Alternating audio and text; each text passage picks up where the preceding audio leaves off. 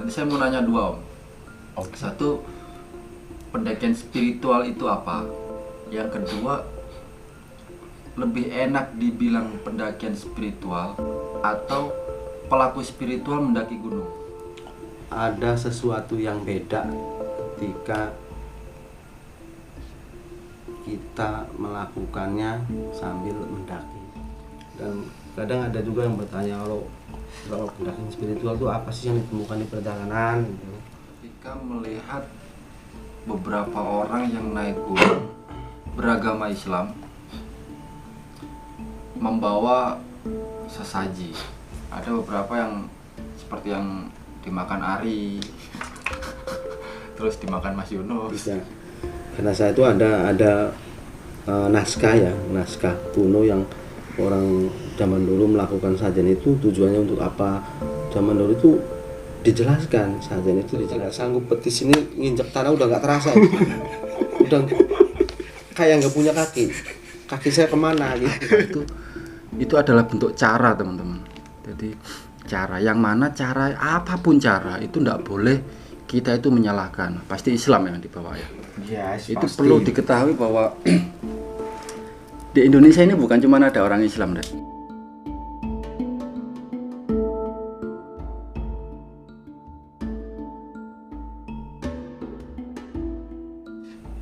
Oke teman-teman, saya mau nanya soal mungkin awal dulu ya. Kenapa Om Rawin kok bisa menemukan Cito? Gimana Om ceritanya Om? Awal menemukan Cito ya. Cito. Iya. Kok bisa? Kalau gitu ya? awal menemukan Cito ya terus terang ya dari YouTube. Cuman waktu itu kebetulan saya masih aktif di kegiatan museum Mas, waktu itu di Museum Bandar Cimanuk, tepatnya di Museum Indramayu, yang kebetulan museum itu juga saya dan tim yang menggagas dari nol, dan alhamdulillah sampai sekarang udah berdiri gitu, udah resmi menjadi museum satu-satunya di Indramayu dan sudah diakui juga di tingkat provinsi. Waktu itu saya ditugaskan untuk mencari data sejarah Brawijaya awalnya, hingga saya waktu itu diperintah oleh orang tua saya yang menjadi guru lah ya. Kalau kamu nyari data atau cerita Brawijaya itu ya kamu harus ke Gunung Lawu. Nah kebetulan saya kan waktu itu belum punya pengalaman untuk mendaki Gunung Lawu gitu ya. Tapi sebelumnya udah Sebelumnya pernah beberapa gunung, ya mungkin kalau Gunung Salak, Gunung Gede Pangrango, Cikuray, Tampomas, Ciremai juga pernah. Tapi untuk wilayah Jawa Tengah sana kebetulan waktu itu untuk Lawu belum. Nah, berawal dari situ saya mencari referensi untuk Gunung Lawu itu sendiri. Saya cari-cari di ini Ya. di YouTube. Mm-mm. Saya cari di YouTube, nah ketemulah sama channel Cito Adventure Madiun. Waktu itu kalau nggak salah saya judulnya gitu, saya lupa ya. Kemungkinan Lawu, tapi yang apa itu waktu sampean apa itu? paling pas Saya lu lupa. hiking Om, bukan? Bukan. Bukan. Waktu itu berempat. Mas Yunus tuh berempat tuh. Berempat ya. Berempat apa bertiga ya? Hingga saya kan komen nih, Mas bisa nggak gitu temanin saya untuk mendaki Gunung Lawu. Waktu itu saya komen kan. Iya. Terus kalau nggak salah sampean yang balas ya. Iya. Oh Mas katanya bisa kan, hubungin aja nomor ini gitu. Yang dikasih tahu ternyata nomornya Mas Farid. Nah ya berawal dari situlah saya mengenal Mas Yunus ini sama Sebelumnya Mas Farid. pernah ini maksudnya langsung buka itu channel Cito apa channel ada yang... Enggak, channel lain banyak itu. Cuman kenapa? Nah, saya kenapa pilih- kok dipilihnya yang Cito bukan Ya, yang iya lain? itu ya. Ya sebelumnya memang satu malam itu saya nonton YouTube ya banyak, YouTube pendakian ya, Iya. termasuk di situ juga ada yang pendakian yang horor, yang gimana gitu. Tapi kok terkesan aneh aja buat saya itu. Terus saya tertarik sama Cito itu apa ya? Lebih alami gitu iniannya, penyampaiannya tuh artinya lebih detail, ini ekspor jalurnya tuh mas ya. Toh ini nih kayaknya untuk ini jalurnya lebih jelas gitu, nggak dipotong-potong gitu, nggak buat saya bingung gitu. Sempat kepikiran saya pelajari jalurnya karena itu video itu saya putar ulang-ulang untuk saya melajarin jalurnya. Iya. Cuman karena walaupun saya seorang spiritual, tetap saya nggak mau egois, saya mementingkan keselamatan, sehingga saya memutuskan saya tetap harus diantar ini salah satu tim Cito ini waktu itu. Makanya waktu itu ya udah saya chatting dan alhamdulillah kan dapat nomor teleponnya dan saya bisa hubungin Mas Farid dan akhirnya ya ketemu kan waktu itu. Ya. Itu perjalanannya. Itu juga menambah pengalaman baru tentang dunia pendakian yang istilahnya kemarin tak kasih judul agak beda ya, pendakian spiritual. Kan jarang sih orang nulis judul itu pendakian spiritual. Pendakian spiritual itu apa sih? Mungkin dari situ saya juga mau tanya gimana Om, pendakian spiritual lebih ke gimana? Pendakian spiritual ya, tapi Terlalu, maaf biar enak, biar lebih ngarah ini ya. ya. Nanti saya mau nanya dua Om. Oke. Satu, pendakian spiritual itu apa? Terserah mau yang dijawab yang lebih dulu yang mana. Yang kedua, lebih enak dibilang pendakian spiritual atau pelaku spiritual mendaki gunung?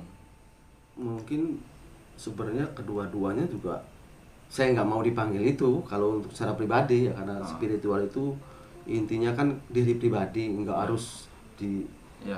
expose ya. Artinya sebutan apapun sebenarnya nggak masalah, cuma itu kan istilah umumnya ya, ada pendaki spiritual bagi pendaki yang memang punya tujuan tertentu.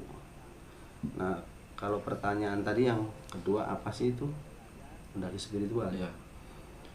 Tapi saya jawab ini persepsi pribadi saya, mungkin kan banyak juga teman-teman punya persepsi sendiri-sendiri. Ya. Dan sebelumnya ya maaf jika apa yang saya sampaikan ini tidak sama, karena spiritual sendiri kan artinya memang pelaku perjalanan, dalam arti punya tujuan. Bukan berarti sampean mendaki itu nggak ada tujuan, ada, sama Ada ya. semua yang mendaki itu ada tujuan pasti. Cuman arti spiritual itu di sini kan apa? Pendaki spiritual itu lebih tujuannya lebih ke diri sendiri. Artinya mengukur kemampuan diri sendiri. Saya itu mampu nggak sih menaklukkan diri sendiri dari segi emosi, kesabaran, rasa egois gitu, rasa sombong tentu ada dalam diri saya. Dan dengan mendaki itu kita banyak pelajaran. Tentu kita hayati dalam setiap kali mendaki, setiap langkahnya itu kan kita hayati, terus kita rasakan, terus kita cintai. Tujuannya apa? Tujuannya sebenarnya itu mencari ketenangan atau mencari jati diri. Tujuannya pertama ya tujuan mencari ketenangan, terus mencari jati diri.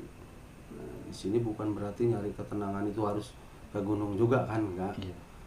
Dimanapun sebenarnya ya bisa, tapi ada sesuatu yang beda ketika kita melakukannya sambil mendaki, karena banyak hal yang tidak saya temukan di sinilah ya, di umum, dan saya temukan itu dalam perjalanan pendakian. Karena apa? Kita merasa lebih dekat dengan alam semesta. dan kemudian kita bisa melihat pemandangan secara langsung, dan kita pun lebih merasa lebih bersyukur gitu, begitu indah ciptaan Tuhan ini, ciptaan Allah, sehingga saya merasa bersyukur dikasih kesempatan mampu untuk berada di lokasi pendakian. Bukan berarti mampu nyampe ke atas, kan belum ya, itu belum, kita masih dalam perjalanan.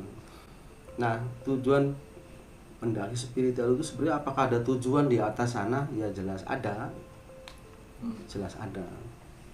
Apa tujuannya di sana itu bukan cuman melihat apa sunset, bukan cuma melihat sunrise atau melihat awan, bukan.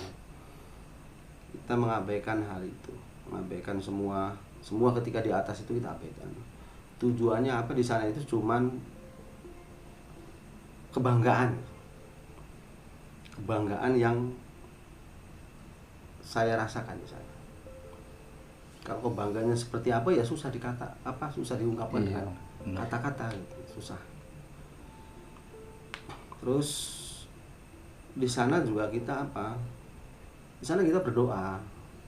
Artinya berdoa itu ya berdoa sesuai dengan keyakinan agama saya, Islam ya, Muslim ya. Saya juga di sana tentunya dari informasi, oh di gunung ini ada petilasannya di mana, terus ini petilasannya siapa, sebelumnya kan udah cari tahu ya. Cari informasi. Nah, ketika kita datangi, tujuan kita ya sebenarnya titik-titik di mana lokasi yang mengandung nilai sejarah itu sendiri, istilahnya petilasan. Kalau kita datangi, kita doa, istilahnya tawasul gitu. Supaya saya tuh mengingat kalau di sini tuh yang dulu leluhur saya berdoa, jadi saya mengikuti jejak leluhur saya. Kenapa? Leluhur saya dulu tentu sama kan melakukan perjalanan. Terus kenapa sih leluhur itu kok berdoa harus di atas gunung? Nah, itulah buat pendaki spiritual punya rasa penasaran.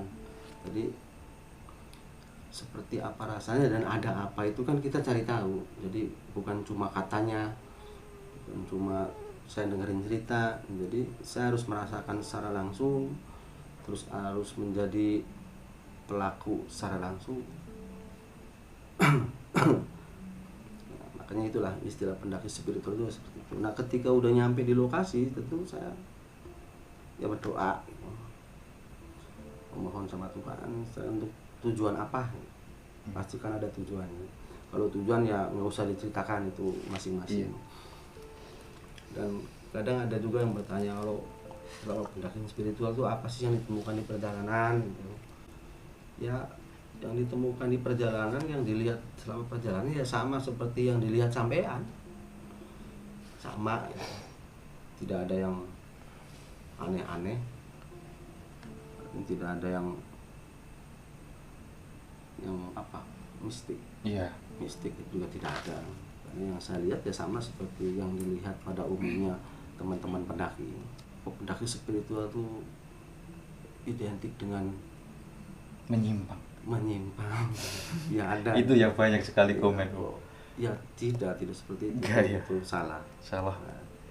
Enggak seperti itu. Intinya pendaki spiritual itu tuntunan untuk diri sendiri, mencari jati diri sendiri, terus mengukur kemampuan diri sendiri.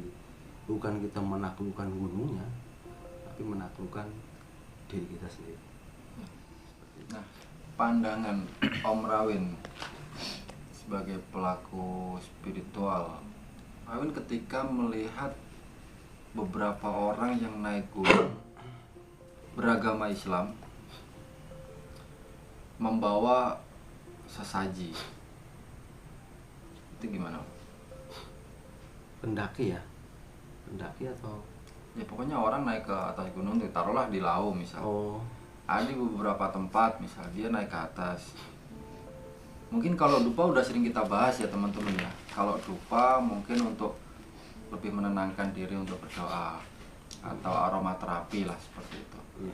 Nah, sekarang mungkin sesajen. Ada beberapa yang seperti yang dimakan Ari, terus dimakan Mas Yunus. Mas Farid.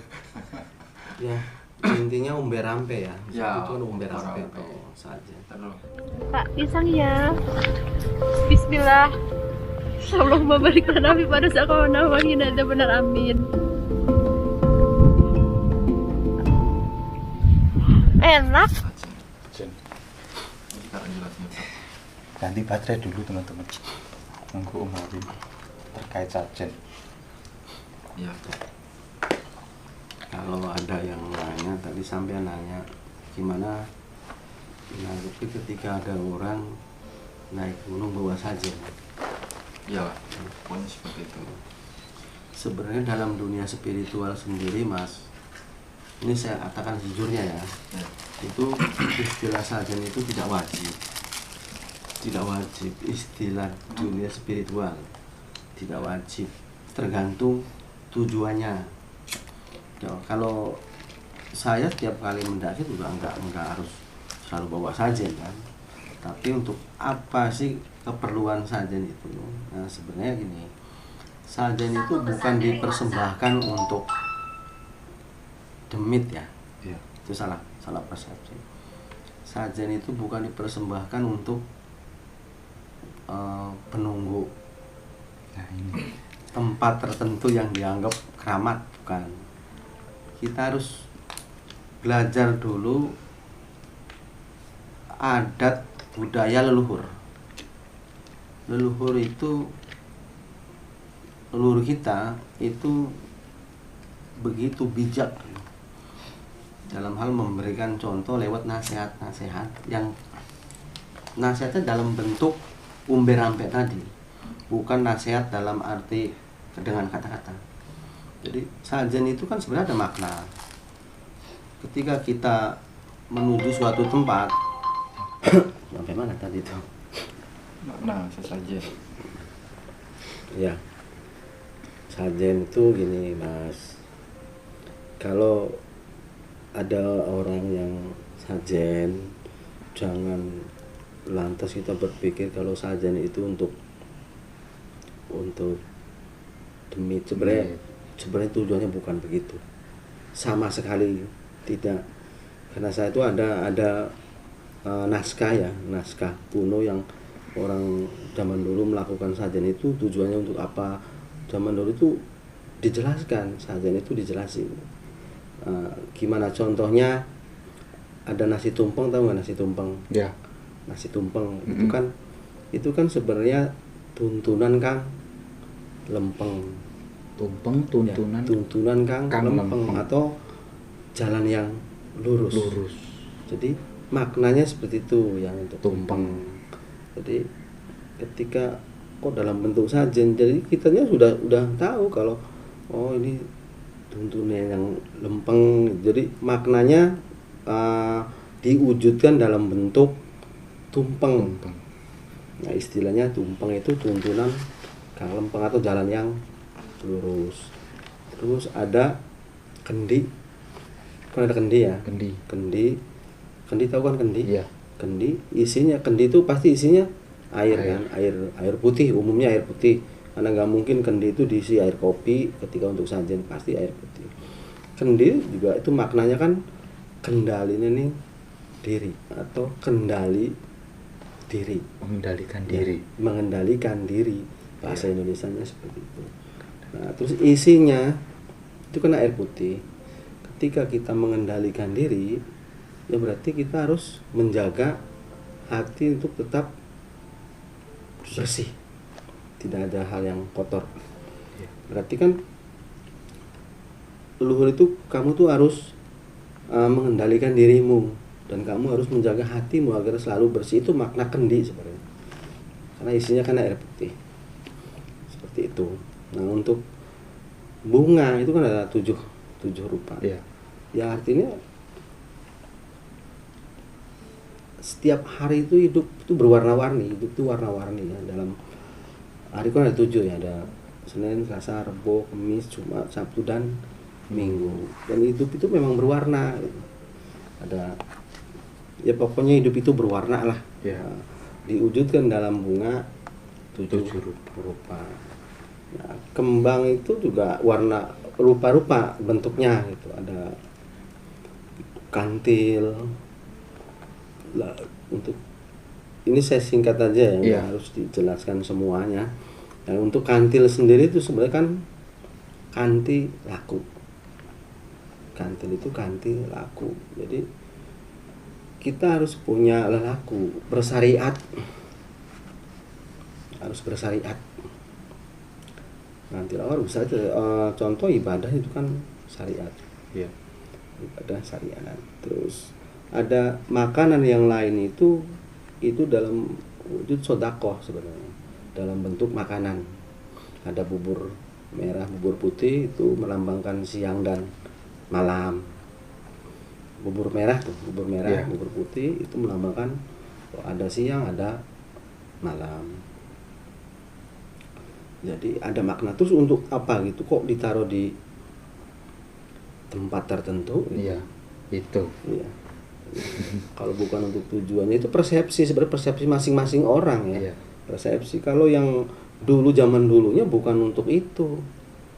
Bukan untuk sesaji. Kalaupun ada orang yang sekarang sajen tujuannya untuk hal-hal yang aneh, berarti itu orangnya yang salah, bukan sajennya. Bukan sajennya. Bukan, istilahnya disalahgunakan lah gitu ya. Sebenarnya zaman dulunya ya nggak begitu tujuannya, bukan untuk demit, untuk makhluk halus, enggak. Nah, kalaupun makanannya itu kok ditaruh, ya memang kita kan harus dekat dengan semesta. Terus kita juga sodako, istilah gini, zaman dulu ada sodako ke makhluk Tuhan yang lain. Iya. Dalam misalnya di hutan itu kan ada burung, ada semut, ada makhluknya itu makhluk yang lebih ke itu. ya, makhluk halus mas. Halus. Makhluk halus, semut yang kecil-kecil itu. Ya. Jadi kan itu tujuannya itu. Iya. Menghargai makhluk-makhluk lain, bawalah makanan gitu ke situ. Biar nanti setelah itu dimakan mereka, bukan dimakan demit ya. Nah, itu tujuannya begitu sebenarnya. Jadi kalau ada sajen nemu dimakan sama sampean, sebenarnya boleh-boleh saja. Boleh-boleh saja, tapi tetap menghargai, artinya ada jeda waktu tertentu. Iya. Jangan Baru orangnya baru naruh sikat. Orang yang begitu dimakan itu kan bikin orangnya nanti tersinggung, merasa nggak Kalau dihargai. itu ya pernah sih. Boleh, Orang ya, duduk gitu, boleh aja dimakan, karena sajen itu kan kalau bahasa Indramayu itu sah, bukan ngomong sajen, nanti sah untuk orang lain. Ketika kita udah taruh ya silakan, boleh gitu. Terus misalnya ada gini Om, misalnya saya naruh sajen, ini yang benar-benar paham ya. Saya naruh terus sama Mas Farid itu dimakan, terus dan saya tahu mungkin tanggapan saya itu kalau orang paham, apakah saya akan marah atau saya nggak masalah gitu. Kalau saya pribadi, pandangan saya seperti itu nggak masalah. Malah suka atau malah wah ngawur ini orang gitu. Enggak. Boleh. Kalau orang yang paham maksudnya itu ya. Boleh dimakan. Silakan dimakan. Cuman satu yang nggak boleh dimakan. Ada tetap yang nggak boleh dimakan ya. Kecuali doyan, silakan.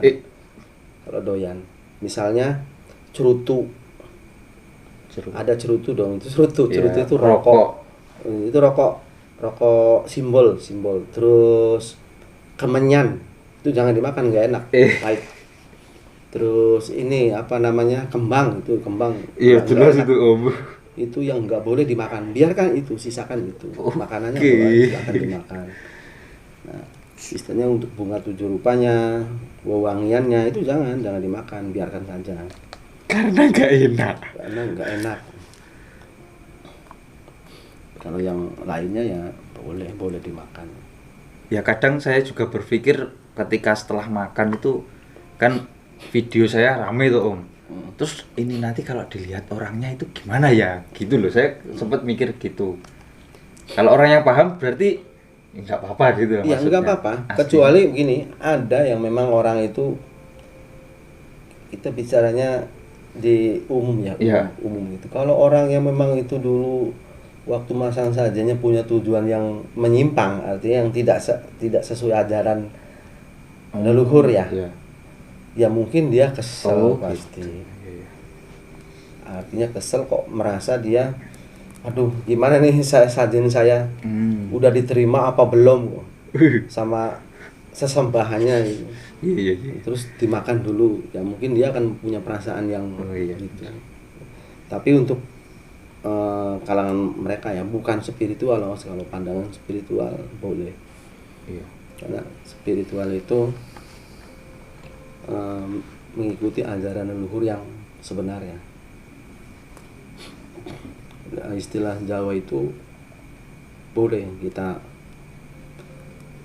ke gunung membawa umbe-rambe itu boleh, walaupun tidak diwajibkan. Karena apa, ketika mau berkunjung ke salah satu petilasan kan kita pantas gitu Mas, kalau doa itu apa sih namanya, naruh bunga, berdoa terus di atas petilasannya itu kita taburin bunga. Ya umumnya kita ziarah ke akom gimana sih, Iya. kan seperti itu. Nah, untuk sajennya sendiri kan itu tidak harus wajib untuk sajen yang tadi ya. Iya. Kalau untuk bunganya itu bunga 7 rupa boleh. Ya, saya suka bawa itu bunga 7 rupa. Setelah kalau kita ziarah ya umum lah, kita naburin bunga 7 rupa itu di atas petilasan atau di atas makam atau di atas makom. Oh, makam dengan makom beda. Iya tuh. Iya, kan ada Iya, Mas. makom itu beda. Beda. Makam itu tempat untuk dikuburkannya. Kalau makam tempat dia pernah di situ. Ya, petilasan istilahnya. Cuman kan kadang-kadang dibuat sama mereka itu seperti Menyerupai makam. kubur ya. Gitu tuh. Itu dibutak juga kemarin gitu. Sampai kan pertama ya oke. Maksudnya kesan dari segi apapun menurut Om, entah jalur atau sesuai dengan apa yang di apa Om? Di apa itu? Dikongkon, disuruh. Iya. Istilahnya itu ya, apakah apa yang saya cari Ya. ketemu gitu. Kalau saya dalam istilah pendakian nggak menemukan sesuatu, saya nggak akan mengulangi Mas. Oh ya. Saya nggak akan mengulangi.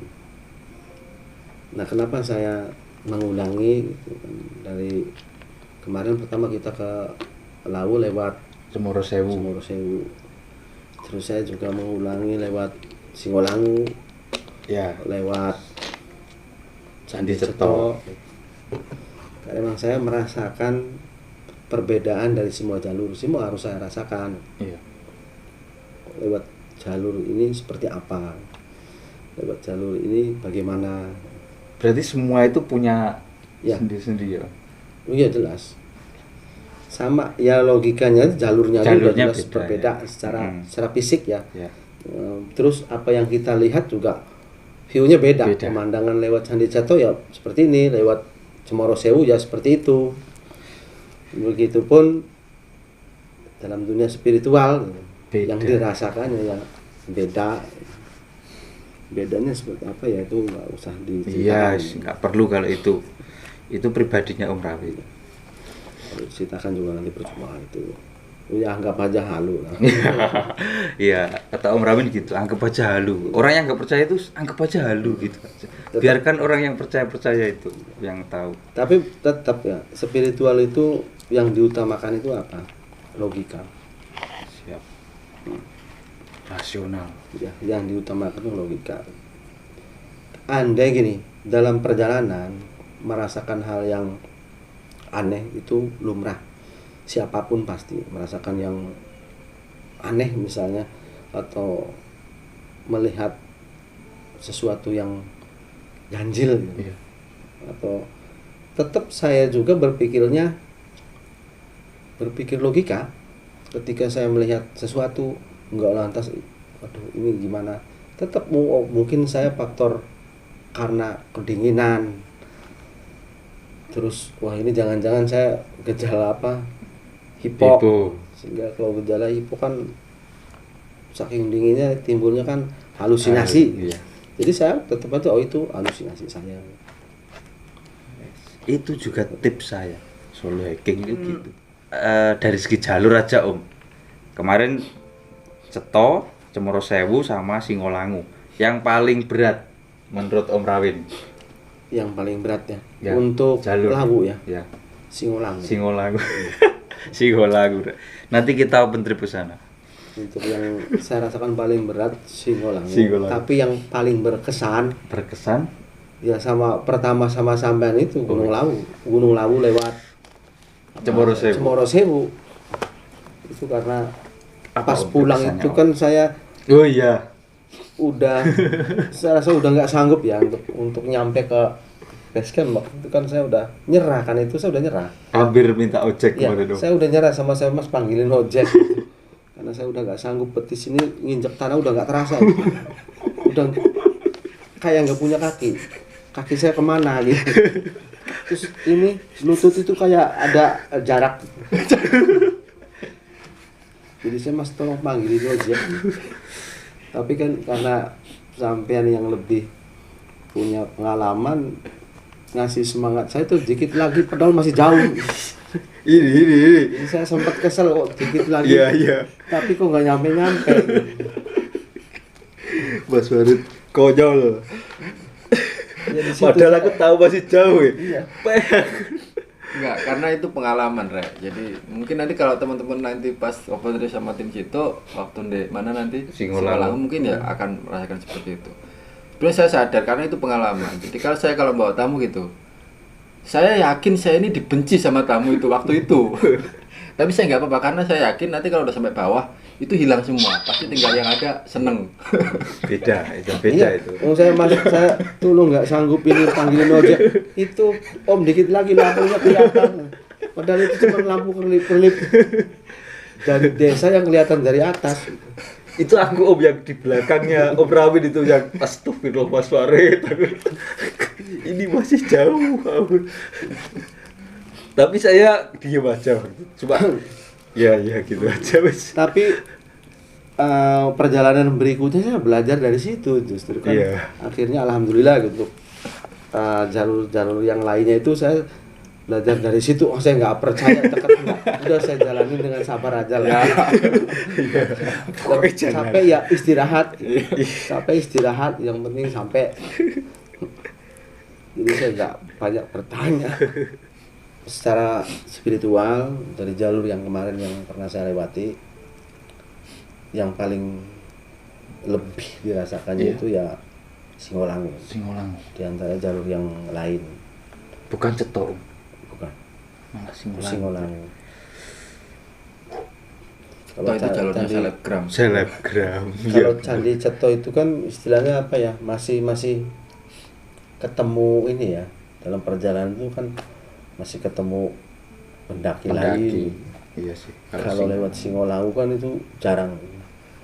Bahkan Beruntung. kemarin itu saya nggak ketemu yang lain. Cuma rombongan Om Rawin ya. Ya, itu nggak ada. Pas pulang turun itu baru ada satu rombongan kalau nggak salah. Itu pas turun udah mau nyampe base camp. Rasanya lebih greget ya, Singolangu yang lain.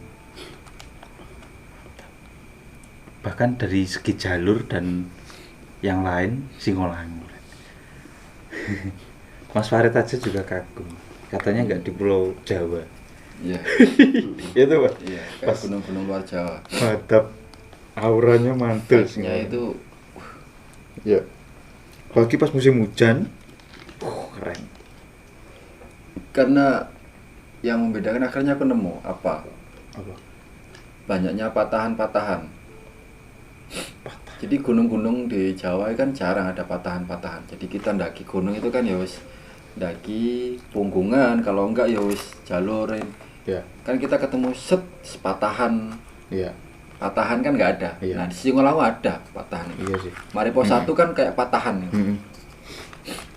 Itu akhirnya menciptakan suasana yang beda dari gunung-gunung lain di Jawa.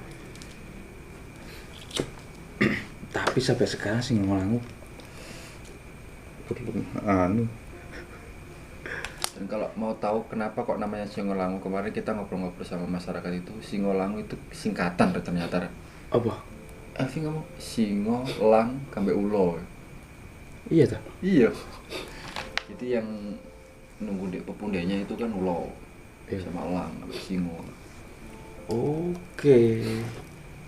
Kapan Mas Tek? Ya pas kawe awake dhewe nggone Elvi sih turun ning kono. Pundane sih. Ngarep Elvi sing ono wete gedhe. Oh iya ya. Ya Allah lali aku. Iya, ngobrol Iya. mbak awakmu. Tapi aku gak sadar Ya ya. lali adventure gas. Oh iya lali. Sopan santun itu bukan hanya sesama makhluk manusia, tapi sesama makhluk ciptaan. Jadi ya, ketika kencing usahakan jangan ngencingin pohon. Ya, ngencinginnya jangan ke yang lain lah, gitu. Jangan langsung ada pohon terus kita kencingin, terus ada lubang Semut. ya sekiranya itu lubang Oh binatang, binatang ya. itu juga nggak boleh. Jadi memang ada aturan-aturan yang harus dijalani. Terus ketika kita menemukan tempat-tempat tertentu, ya kita di situ berdoa.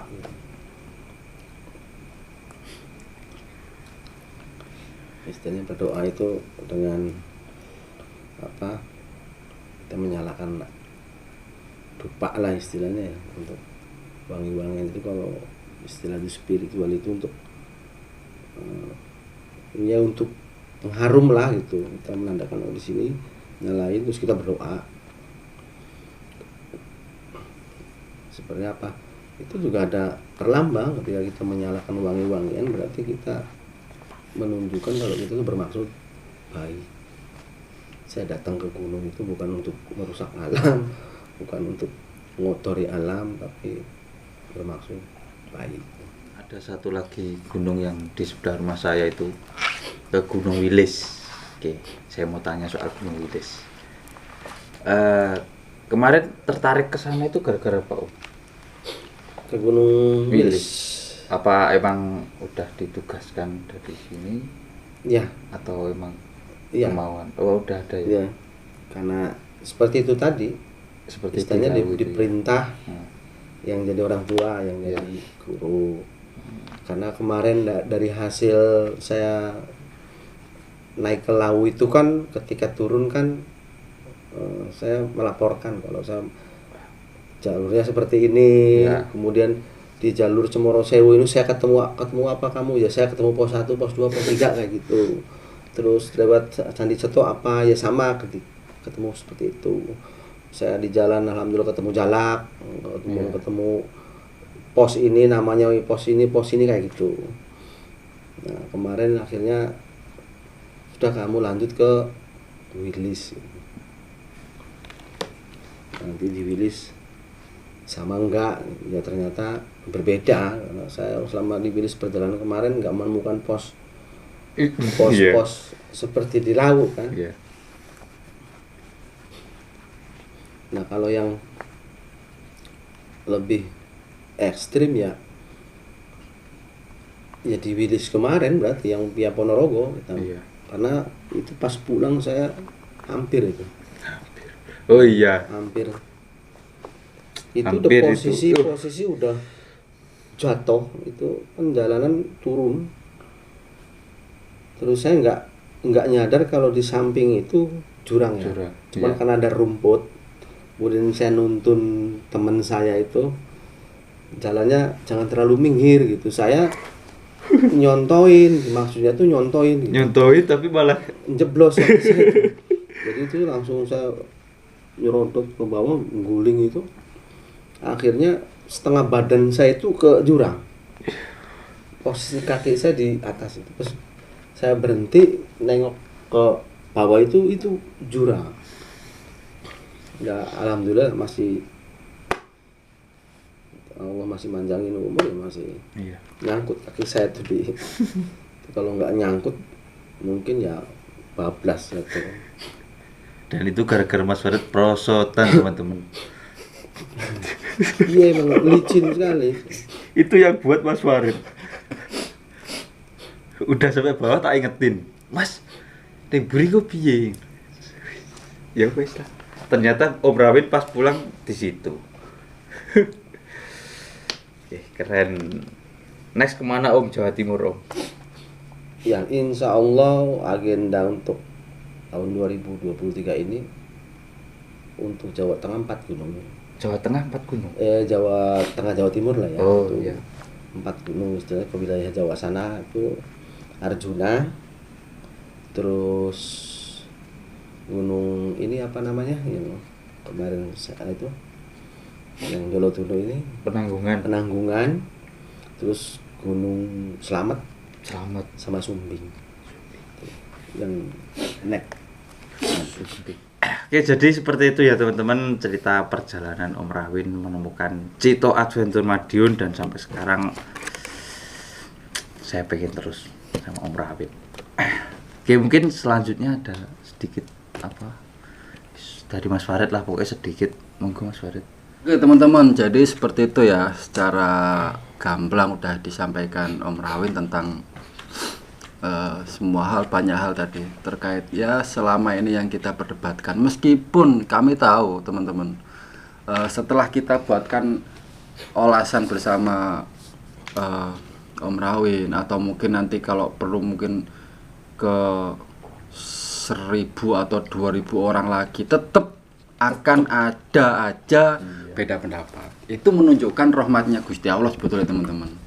Karena manusia ini mau kayak gimana ya gak iso sempurna, wis mesti ono sisi-sisi sing akhir mendebatkan. Itu menunjukkan bahwa yang benar itu cuman Gusti Allah. Iya Bener. gitu. Betul. Jadi ya sini ya bentuk ikhtiar lah untuk kita menghargai ilmu. Kita manusia harus menghargai ilmu. Jadi meskipun kami tahu kita tetap pengkel-engkelan sampai kiamat itu, tapi tetap kita terus menunjukkan keilmuan ini terus. Itu bukan untuk mencari menunjukkan kebenaran, bukan, benar milik Allah, tapi kita menghargai ilmu aja, gitu loh. Karena ilmu itu penting, gitu ya. Terus ya secara overall ya kayak gitulah. Tadi bahas masalah sajian udah tak catat tadi sama yang disampaikan Om Rawin, intinya ya gitulah. Kalau dari saya mungkin tambahan sedikit kesimpulan yang langsung tak cover, yang tak tangkap dari Om Rawin tak cover dengan keilmuan yang pernah tak sampaikan juga, bahwasannya terkait sajen, terkait apa itu adalah bentuk cara teman-teman. Jadi cara yang mana, cara apapun cara itu tidak boleh kita itu menyalahkan. Nah teman-teman yang terus yang komen itu pasti membawa sebuah agama kan, nama agama ya. Nama agama pasti Islam yang dibawa ya. Yes, Itu perlu diketahui bahwa di Indonesia ini bukan cuma ada orang Islam deh. Jadi ada banyak agama. Ya kalau sesajen yang di lauk yang kita makan itu dari orang Islam. Kalau bukan, kan nggak apa-apa mereka taruh sajen. Bukan Islam loh, Rek. Nggak apa-apa. Loh, yo tetap nggak boleh, nggak apa-apa gitu. Kalau jenengan orang Islam, pasti jenengan sendiri juga membiarkan mereka untuk menaruh sesajen. Seperti yang viral ditendang di Semeru itu Mas ya. Iya. Semeru ditendang itu. Terus bahkan ada teman yang ngomong itu kalau aku ngerti ya tak tendang. Mesti nendang. Kalau aku tahu tak tendang loh, ndak boleh rek nendang gitu, nggak boleh. Yang di Semeru itu kita tahu masyarakat Semeru itu masyarakat Tengger. Iya. Tengger itu agamanya apa rek? Ya bukan Muslim. Terus ada saja jadi tendang, itu ndak boleh. Nah, orang Islam ya harus memerangi. Kata siapa? Kalau jenengan orang Islam jenengan kan pakai Al-Qur'an. Al-Qur'an surat Al-Maidah itu kan menjelaskan ya. Terus wala tasbuladzina min dunillahi. Kan gitu kan. Terus janganlah kamu itu mencaci maki mereka yang menyembah selain Allah gitu. Kenapa? Kelanjutannya ayatnya fayasbu, maka mereka akan mencaci maki Allah, fayasbuloha adwan bighairi ilmin gitu loh. Itu Al-Maidah, dibuka aja ayat 126 kalau tidak salah, kalau saya tidak lupa. Itu kamu itu jangan tasbu ladzina min dunillah, ojo kamu itu jangan mencaci maki atau merusak atau menyakiti benda-benda mereka yang mereka itu dipersembahkan bukan untuk Allah, karena memang mereka bukan orang Islam. Kenapa? Karena fayasbuluha aduan bighairi ilmin. Mereka juga nantinya akan mencaci maki Allahnya kita aduan dengan cara yang ngawur dan bighairi ilmin, tanpa ilmu gitu loh.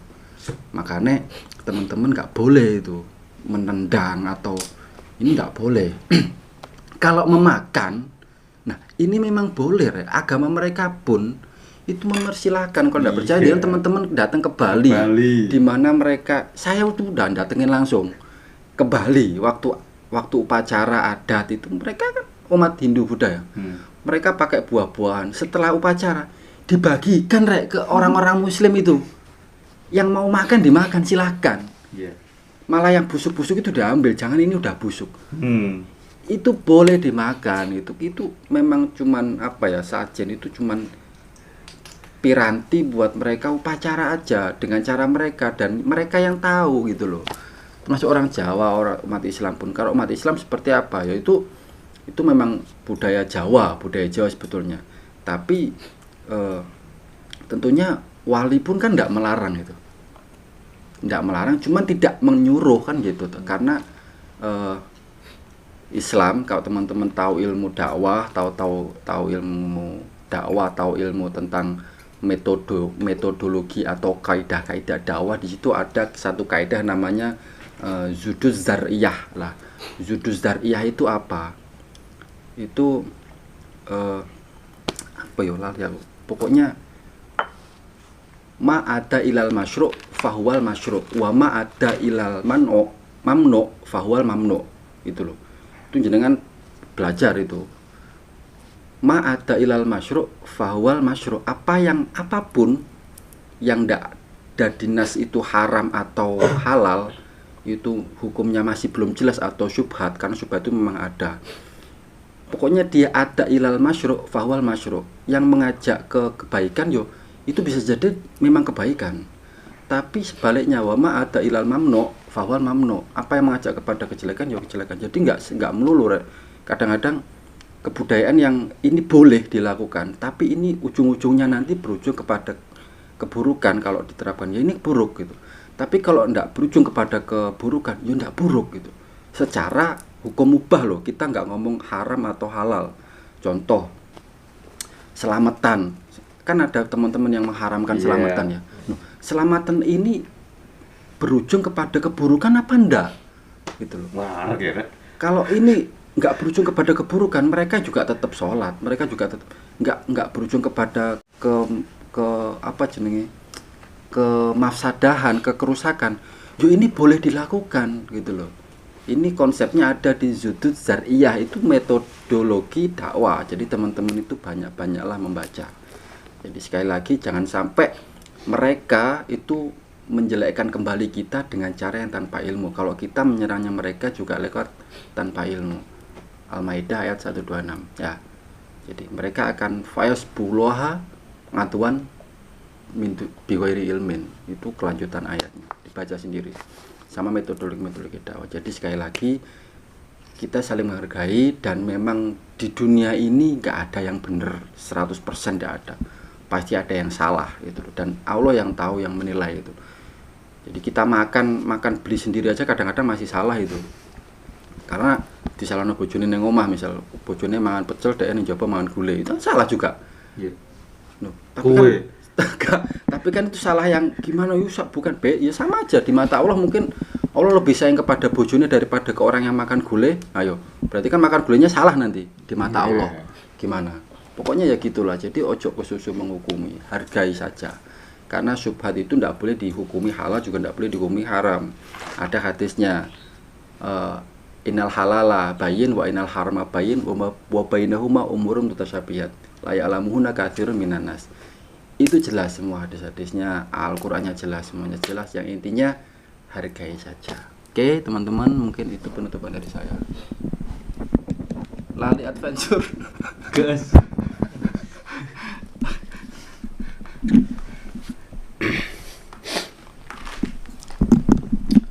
Oke teman-teman, jadi seperti itu obrolan kita untuk malam ini hari pertama saya dan Mas Farid di Indramayu, dan mungkin besok lanjut kita mau naik ke Gunung Tampomas. Nantikan cerita perjalanan selanjutnya bersama Om Rawin dan nanti Om Sarkan. Oke? Om Barbar. Oh iya. Kemarin gas